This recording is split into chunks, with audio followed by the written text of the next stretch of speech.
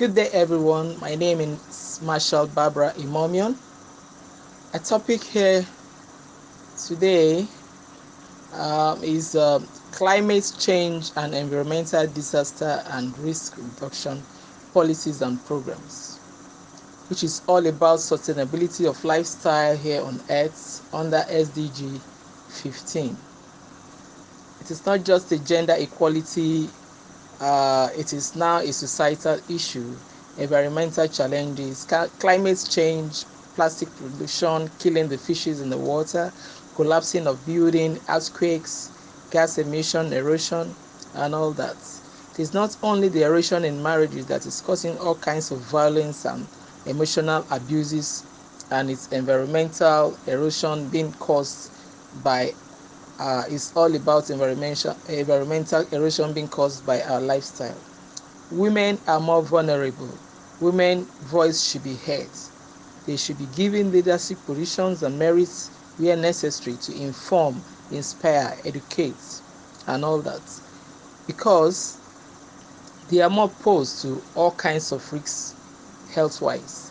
I would like to take the example of plastic, burning of plastic, the pollution, and plastic is in the ocean, gas emission and all that pose a lot of risks to women's health.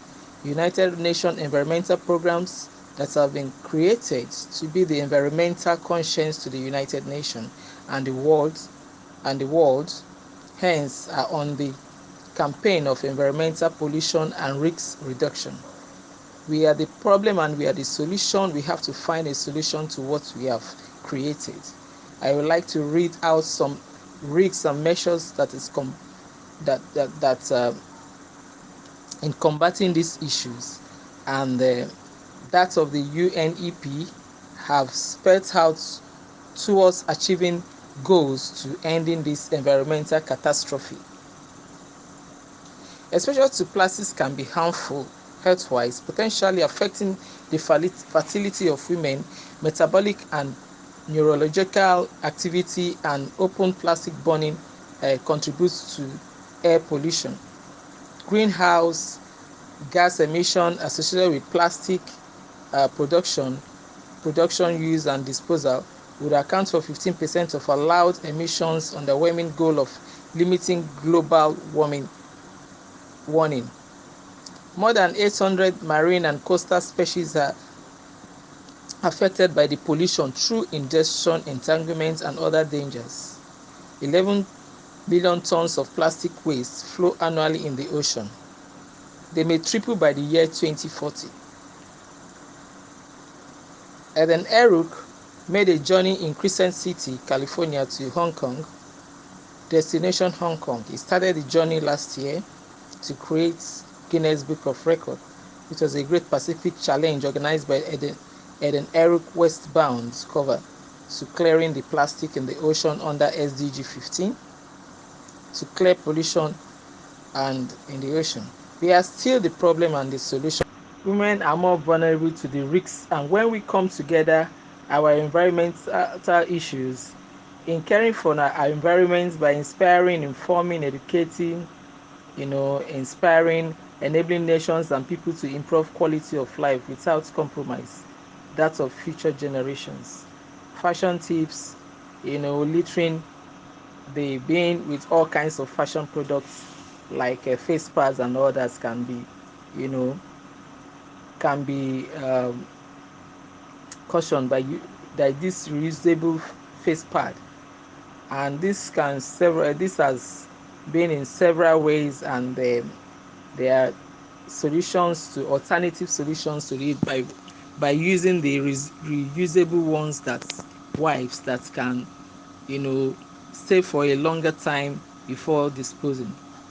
And I also implore us to take note of this. Apart from plastic burning, pollution of the air, there are so many risk disaster going on in the world that we can take caution and find ways in reducing this risk. even in the villages outside of where we are in Lagos. There are a lot of erosion problem going on, and I think there are ways when they say don't burn this, don't burn that, and we should try and stick to whatever rules and regulations that have been given in any particular environment at any point in time to avoid all kinds of risks that will be endangering human life. So I would like to stop here as I give a point on this particular topic. Thank you very much. I would like to call on Chaplain James Mercy Obatumibi. He's also the founder of World Humanitarian, Society here in Nigeria. Good day, everyone. It's a pleasure to be here with you. My name is Dr. Chaplain James Mercy Obatumibi. I am the Chief Executive Officer of World Humanitarian Organization for Peace and Equity, WOP. And I'm happy to join you here on this topic, climate change and environmental disaster or reduction. First, I would like to talk about climate change, which simply refers to a long-term shift in temperature and weather pattern. This shift might be natural, but since 1800, human activities has been the main driver of climate change, primarily due to the burning of fossil fuels like coal, oil, and gas, which produces heat-trapping gases that is cause problem to the community, the environment. I would like to quickly discuss about 10 causes of this climate change. The number one is oil and gas, because when we burn coal, oil, gases, it largely adds to the climate problem. This is a threat to the wildlife and surroundings, that is our environment, because of the toxicity. It kills off plants' life and leaves areas uninhabitable. That is, it will not be habitable for people. Then, secondly, we would like to talk about deforestation. This is the clearance of woodlands and forests. So this also add to the problem. Number three is waste.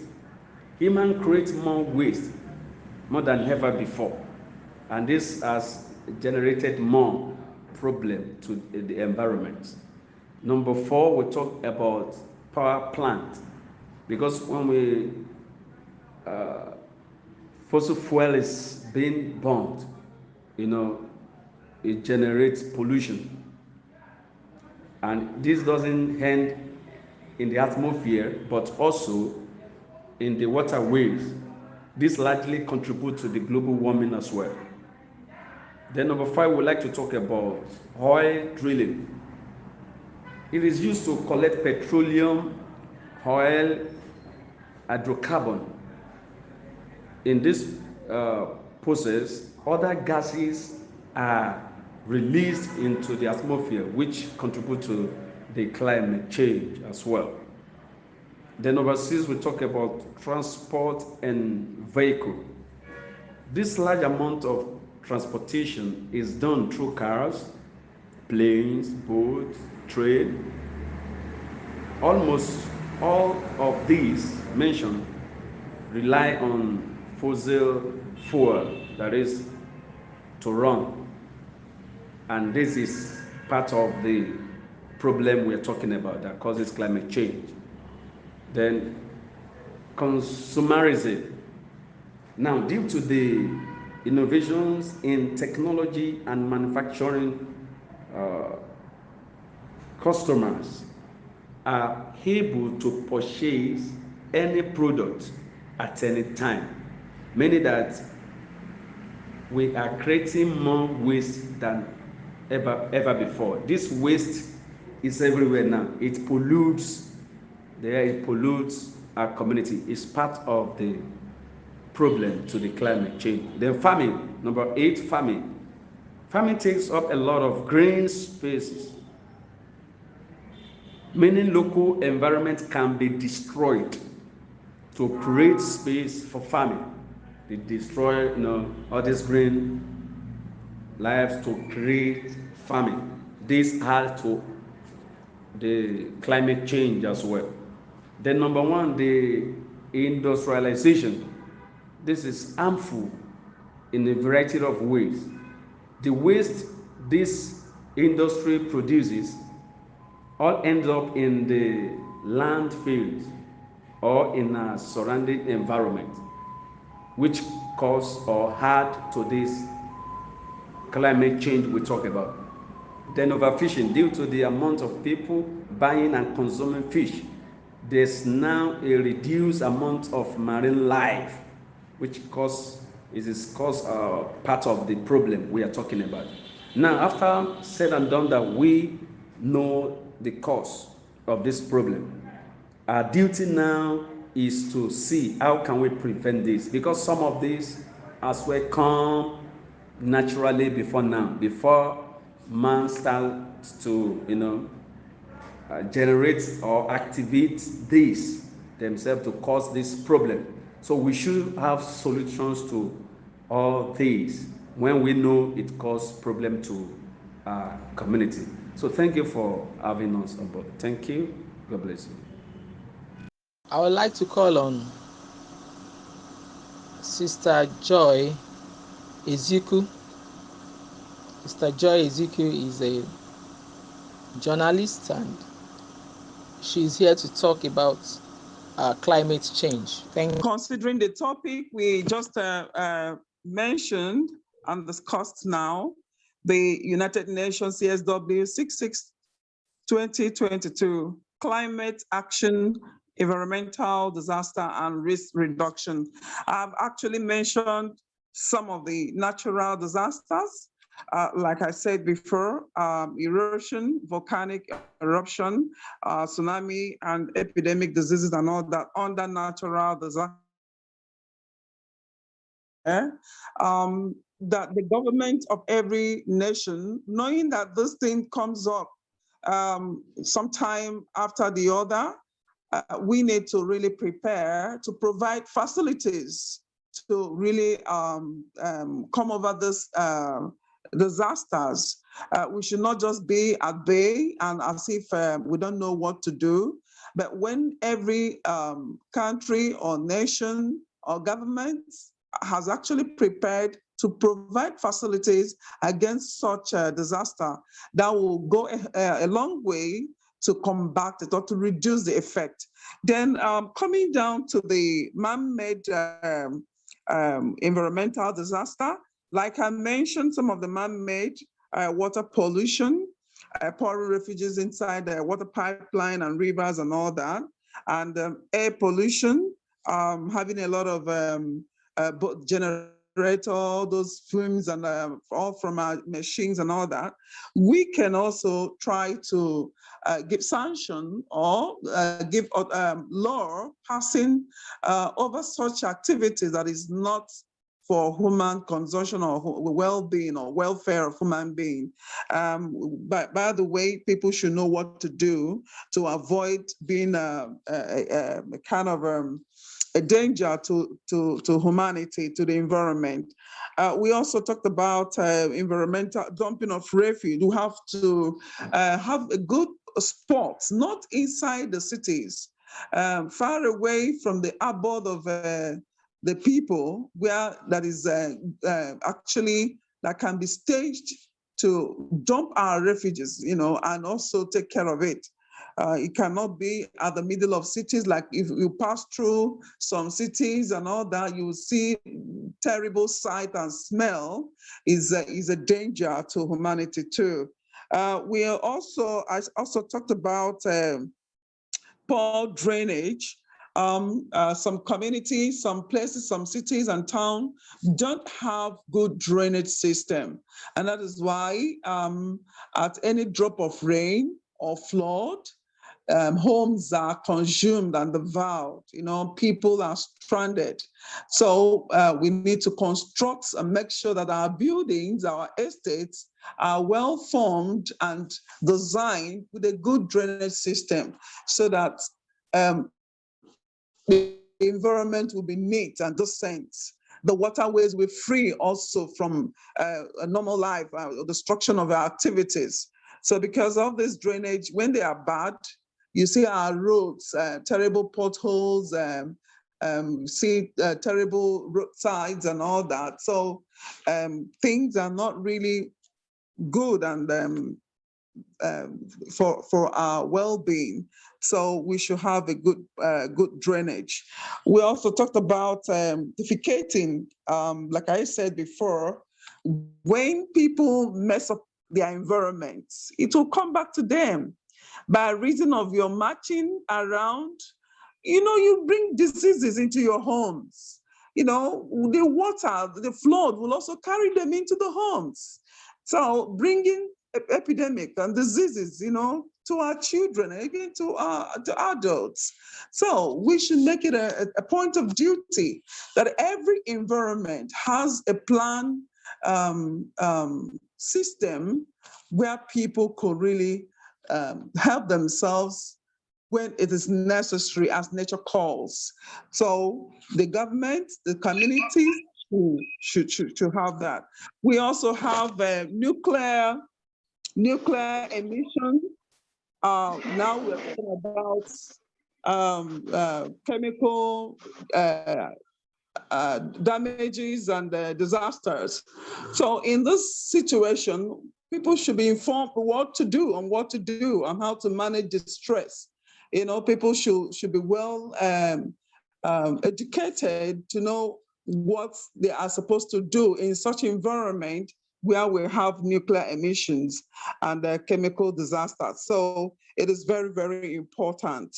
We also have droughts, and so many things about in physical disaster. Sometimes some places, they don't have water, they don't have a rain and all that. So that could be a good plan to supply water, and especially for farming and all that.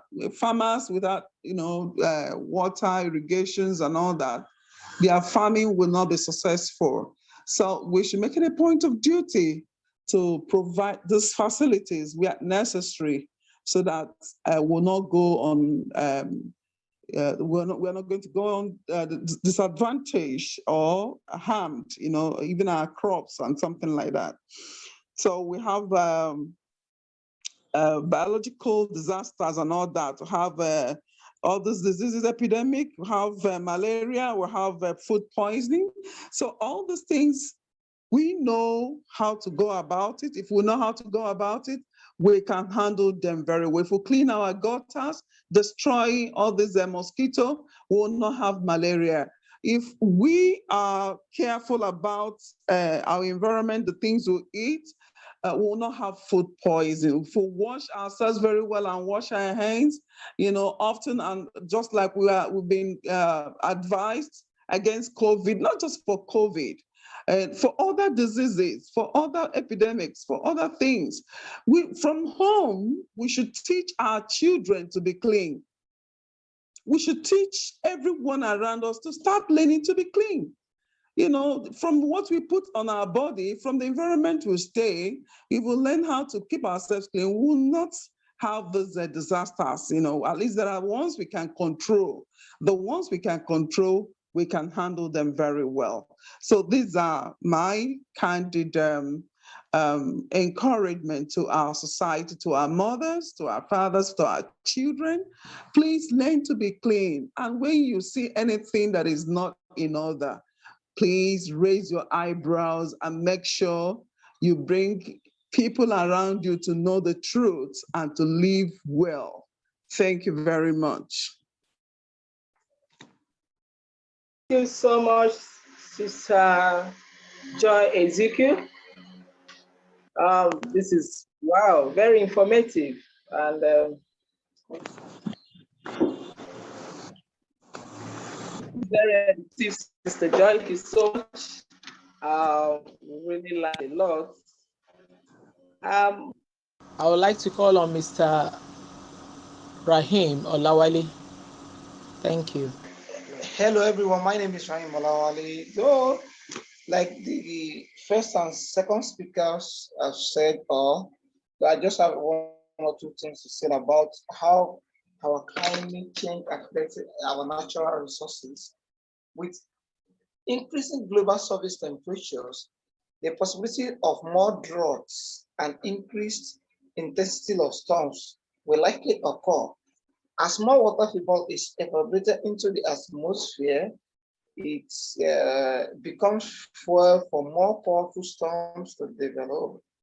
More heat in the atmosphere and warmer ocean surface temperatures can lead to increased wind speeds in tropical storms.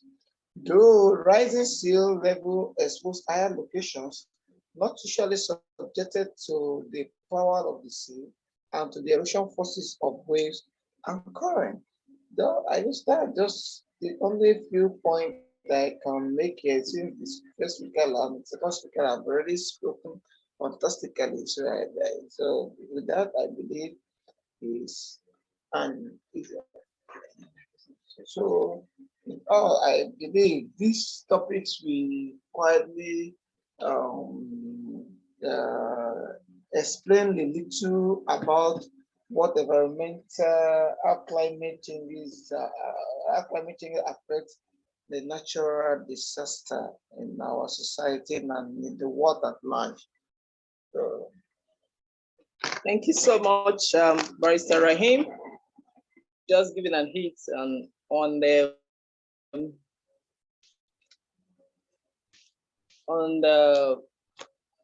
climate action. Thank you so much, Barrister Rahim, for that short tips.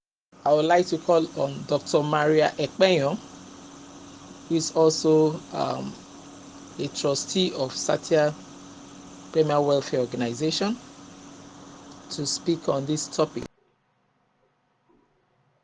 Thank you so much for giving me the opportunity to talk about the roles individuals and communities can play in risk reduction on climate changes and environmental disaster in Nigeria. Thank you so much. Over the years, climate changes have affected several nations and communities. It has been and is still a threat to millions of human lives. It is a threat because it's also a change in global or regional patterns. The change is attributed largely to the increased level of atmospheric carbon dioxide. On the other hand, environmental disaster is a catastrophic event regarding the environment that is due to human activities. This discussion will be looked at under the causes, effects, and actions individuals and communities could take to limit environmental disaster, and also how the risk could be reduced. Let's take, for example, in the Nigerian situation, several human activities such as emission of gases, rise in level of floods, land degradation, pasturing, farming, increase in temperature can cause climate changes. Now let's look at the effects. It results in hotter climates, more severe storms, increased droughts, and so many other effects. Now, the question here is what actions should individuals and society take? We can play our parts by recycling, protecting of forests, farmlands, proper use of electricity, choosing public transportation, and so on.